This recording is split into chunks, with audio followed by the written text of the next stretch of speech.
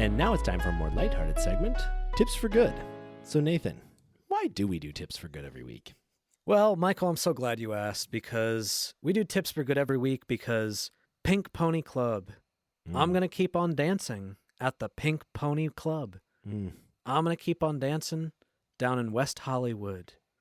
I'm going to keep on dancing at the Pink Pony Club. The Pink Pony Club.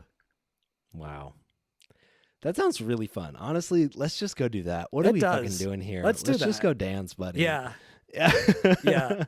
That sounds fun. Pink Pony Clubs, they make the world a better place, that's for sure. They really do. They really do. They really do. Which coincidentally is exactly why we do Tips for Good every week. Oh, that makes sense. That makes sense. You know, it's the craziest coincidence how somehow we're always able to come back to why we actually do Tips for Good every week. So Michael, what is our tip for good this week? Okay, today we have a bit of a classic Perspectrum tip for good, which is to test your status quo bias by switching the positions of the status quo and the potential destination state and attempting to argue from the destination back to the status quo in order to determine whether you think something is actually better or whether you're just biased towards it because it's the status quo. For example, let's say you were in a society that people got around by horse and buggy, right? And someone was introducing the automobile, right?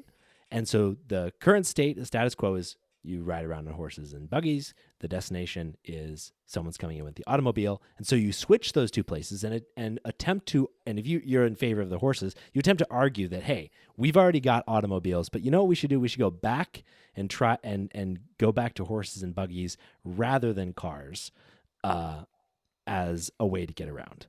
And so you can imagine how poorly that would go relatively quickly. I don't know what you're talking about. I like horses. I mean, horses are great, but imagine the shit in the streets. You know, the commute in the morning on the Beltway would just be a mess. Yeah. I mean, it's easier to pass. It's easier to pass someone on a horse than like someone in a semi. Well, I don't know why you're jumping right to semi. We're just talking about cars.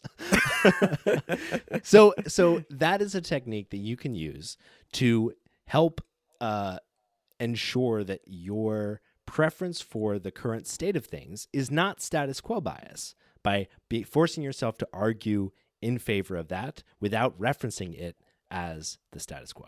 And that's Tips for Good.